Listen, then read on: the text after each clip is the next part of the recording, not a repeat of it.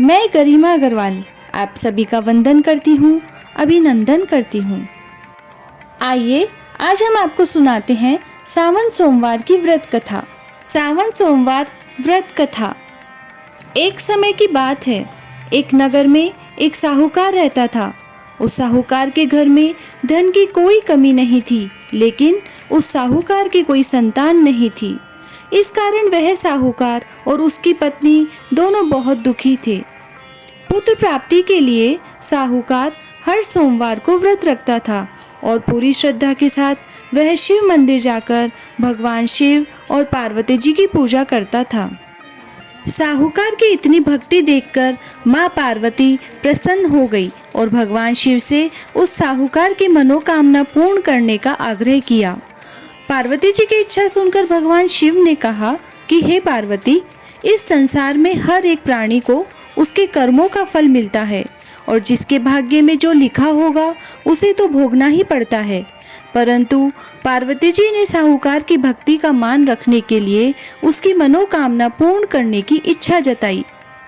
माता पार्वती के कहने पर शिव जी ने साहूकार को पुत्र प्राप्ति का वरदान तो दे दिया, परंतु साथ ही यह भी कहा कि उसके बालक की उम्र केवल 12 ही वर्ष होगी। माता पार्वती और भगवान शिव जी की बातचीत को साहूकार सुन रहा था।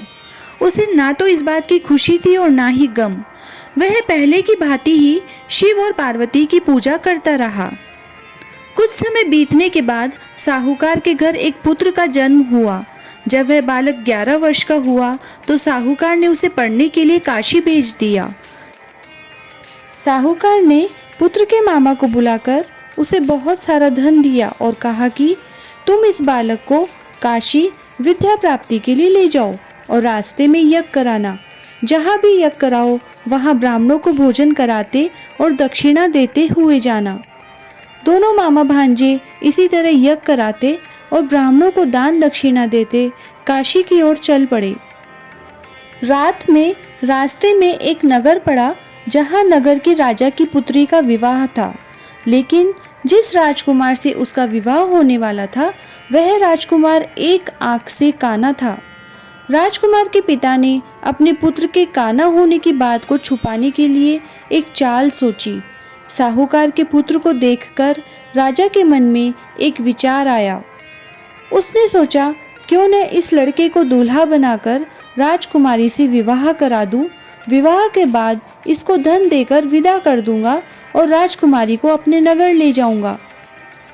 लड़के को दूल्हे के वस्त्र पहनाकर राजकुमारी से विवाह कर दिया गया, लेकिन साहूकार का पुत्र ईमानदार था। उसे यह बात न्याय संगत नहीं लगी। उसने अवसर पाकर राजकुमारी की चुन्नी के पल्ले पर लिखा, तुम्हारा विवाह तो मेरे साथ हुआ है, लेकिन जिस राजकुमार के साथ तुम्हें भेजा जाएगा वह एक आंख से काना है। मैं तो काशी पढ़ने जा रहा हूँ। जब राजकुमारी ने चुन्नी पर लिखी बातें पढ़ी तो उसने अपने माता पिता को यह बात बताई। राजा ने अपनी पुत्री को विदा नहीं किया, जिससे बारात वापस चली गई। इधर दूसरी ओर साहूकार का लड़का और उसका मामा काशी पहुँचे और वहाँ जाकर उन्होंने यज्ञ किया। जिस दिन लड़के की आयु 12 साल की हुई उसी दिन यज्ञ रखा गया। लड़के ने अपने मामा से कहा कि मेरी तबीयत कुछ ठीक नहीं लग रही है। मामा ने कहा कि तुम अंदर जाकर सो जाओ। शिवजी के वरदान अनुसार कुछ ही देर में उस बालक के प्राण निकल गए। मृत भांजे को देख उसके मामा ने विलाप करना शुरू किया। संयोगवश उसी समय शिवजी और माता पार्वती उधर से जा रहे थे। पार्वती ने भगवान से कहा, स्वामी, मुझे इसके रोने का स्वर सहन नहीं हो रहा। आप इस व्यक्ति के कष्ट को अवश्य दूर करें। जब शिवजी मृत बालक के समीप गए तो यह बोले, यह उसी साहूकार का पुत्र है जिसे मैंने 12 वर्ष की आयु का वरदान दिया। अब इसकी आयु पूरी हो चुकी है। लेकिन ममत्व भाव से विभोर माता पार्वती ने कहा कि हे महादेव, आप इस बालक को और आयु देने की कृपा करें, अन्यथा इसके वियोग में इसके माता पिता भी तड़प तड़प कर मर जाएंगे। माता पार्वती के कहने पर भगवान शिव ने उस लड़के को जीवित होने का वरदान दिया। शिवजी की कृपा से वह लड़का जीवित हो गया। और कुछ दिनों बाद शिक्षा समाप्त करके लड़का मामा के साथ अपने नगर की ओर चल दिया। दोनों चलते हुए उसी नगर में पहुँचे जहाँ उसका विवाह हुआ था। उस नगर में भी उन्होंने यज्ञ का आयोजन किया। उस लड़के के ससुर ने उसे पहचान लिया और महल में ले जाकर उसकी खातिरदारी की और उसके साथ अपनी पुत्री को विदा किया।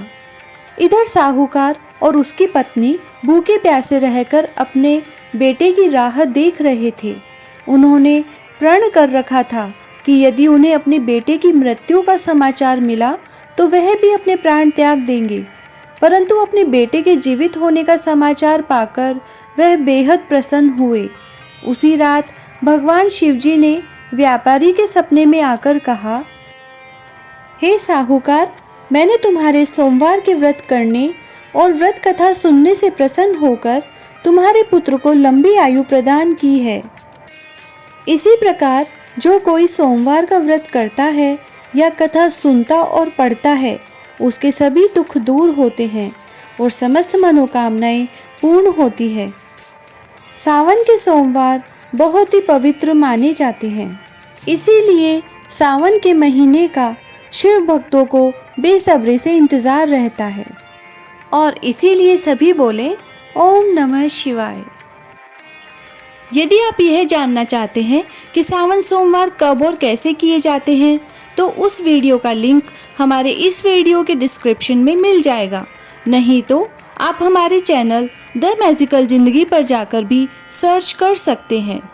और यदि आप हमारे चैनल पर दी गई जानकारियों को पसंद कर रहे हैं तो आप हमारे चैनल को सब्सक्राइब करें, जिससे समय समय पर हमारे वीडियो आपको मिलते रहें।